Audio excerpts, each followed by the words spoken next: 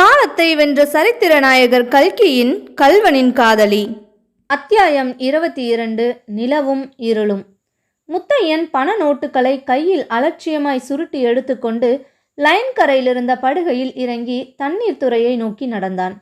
தண்ணீர் துறையை அடைந்ததும் நீர்க்கரையோடு கிழக்கு நோக்கி நடக்கலானான். அன்று பௌர்ணமி. கிழக்கே பூர்ண சந்திரன் உதயமாகி சற்று நேரம் ஆகியிருந்தது. மேற்கே இருட்ட இருட்ட நிலவு வெண்ணிறம் பெற்று பிரகாசித்தது. சிறிது நேரத்துக்கெல்லாம் அந்த நதி பிரதேசம் முழுவதும் ஒரு மோகன மாய உலகமாக மாறிவிட்டது. வெண்ணிலவு, வெண்மணல், வெண்மையான நாணல், ஜலமும் நெடுந்தூரத்துக்கு வெள்ளியை உருக்கி வார்த்தது போல் பிரகாசித்து கொண்டிருந்தது. அந்த வேளையில் அந்த நதியோரமாய் வெண்மணலில் நடந்து கொண்டிருந்த முத்தையனுக்கு கல்யாணியின் ஞாபகம் வந்தது. கல்யாணி, கல்யாணி, என்னிடம் பணமில்லை என்றுதானே என்னை நிராகரித்தாய்? கிழவனை போய் கல்யாணம் செய்து கொண்டாய். இப்போது என்னிடம் பணம் இருக்கிறது, வேண்டிய அளவு இருக்கிறது. இரு, ஒரு நாளைக்கு நான் உன்னை பார்க்காமல் இருக்கப் போவதில்லை. இவ்வளவு பணத்தையும் உன் தலையிலே போடுகிறேன். அப்போது நீ என்ன சொல்லப் போகிறாய் பார்க்கிறேன் என்று தனக்குத்தானே சொல்லிக்கொண்டான். நீ என்ன சொல்லப் போகிறாய்? என்னை திருடன், கள்ளன் என்று சொல்லப் போகிறாய். என்னை பார்க்கவே பயப்படுவாய். உளறி அடித்து கொண்டு போலீஸ்காரனை கூப்பிடுவாய். ஹஹஹா என்று சிரித்தான். அந்த நிசப்தமான நதி பிரதேசத்தில் அந்த சிரிப்பின் ஒளி பயங்கரமாய் கேட்டது. ஆனால் என்னை திருடனாக பண்ணியது யார்? நீதான். நீயும் உன் தகப்பனாரும் உன் உற்றாரும் உன் ஊராரும்தான். ஹஹஹா, என்னை எவ்வளவு கேவலமாய் எண்ணினார்கள். இப்போது மறுபடியும் சிரித்தான். அன்று சாயங்காலம் நடந்த பேரத்தை நினைக்க நினைக்க அவனுக்கு அடங்காத சிரிப்பு வந்தது. யாரோ ஒரு பெண் பிள்ளை, ரொம்ப திமிர் பிடித்தவள், அவளோடு சண்டை பிடிக்க திறமை இல்லாத ஒரு மனுஷன் அவள் வீட்டில் கொள்ளையடிப்பதற்காக 2000 ரூபாய் பணம் கொடுத்திருக்கிறான். இது ரொம்ப கேவலம்தான். அந்த பெரிய மனுஷனுக்கு ஒரு சமயம் புத்தி கற்பிக்க வேண்டும்தான். ஆனால் இந்த பெண் பிள்ளைக்கு என்ன இவ்வளவு அகந்தை? கொள்ளிடக்கரை கள்ளனை பிடித்து போலீசில் ஒப்படைக்கப் போகிறதாக அவள் சபதம் கூறியிருக்கிறாளாமே. அவள் எப்படிப்பட்ட திமிர் பிடித்த ஸ்திரீயாயிருக்க வேணும்? அவளுடைய கர்வத்தையும் அடக்க வேண்டியதுதான். இப்படி யோசித்து கொண்டே போன முத்தையன் ஓரிடத்தில் தண்ணீர் கரையிலிருந்து விலகி நாணர் காட்டிற்குள் பிரவேசித்தான். கொஞ்ச தூரம் போனதும் அங்கே ஒரு பெரிய மரத்தின் அடிப்பாகம் கிடக்க அதன் அருகில் சென்றான். எப்போதோ நதியில் பெருவெள்ளம் வந்தபோது அந்த பெரிய மரம் வேருடன் பெயர்த்து கொண்டு வந்து அவ்விடத்தில் மணலில் தட்டி போய் கிடந்திருக்க வேண்டும். அந்த மரத்தில் வாய்க்குறுகலான ஒரு பொறை இருந்தது. முத்தையன் அந்த மரத்தின் அருகில் உட்கார்ந்து அந்த பொறையில் கையை விட்டான்.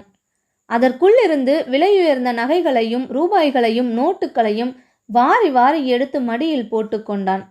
2 கையினாலும் அவற்றை அணைத்து கொண்டே, கல்யாணி, கல்யாணி, ஒரு நாளைக்கு இவ்வளவு பணத்தையும் உன் காலடியில் போடப் போகிறேன் பார் என்றான். கிருஷ்ணபக்ஷத்து சந்திரன் நாளுக்கு நாள் தேய்ந்து வந்தது. சந்திரோதயமும் நாளுக்கு நாள் இரவின் பிற்பகுதிக்கு சென்று கொண்டிருந்தது. அமாவாசைக்கு முதல் நாள் இரவு நடுஜாமத்தில் முத்தையனும் குறவன் சொக்கனும் ஒரு வீட்டில் புறக்கடையில் நின்று கொண்டிருந்தார்கள். கண்ணங்கரிய இருள் சூழ்ந்திருந்தது. சொக்கன் முத்தையனுக்கு வீட்டின் அடையாளம் எல்லாம் சொல்லி காட்டிவிட்டு, நானும் வரட்டுமா சாமி என்று கேட்டான். கூடாது. நான் ஒரு தடவை விசில் அடித்தால் உள்ளே வா, 2 தடவை அடித்தால் ஓடி போய்விடு, தெரிகிறதா என்றான் முத்தையன். சட்டை பையிலிருந்து ஒரு சின்ன டார்ச் லைட்டை எடுத்து ஒரே ஒரு நிமிஷம் வெளிச்சம் போட்டு ஓட்டின் மீது ஏற வேண்டிய இடத்தை பார்த்து கொண்டான்.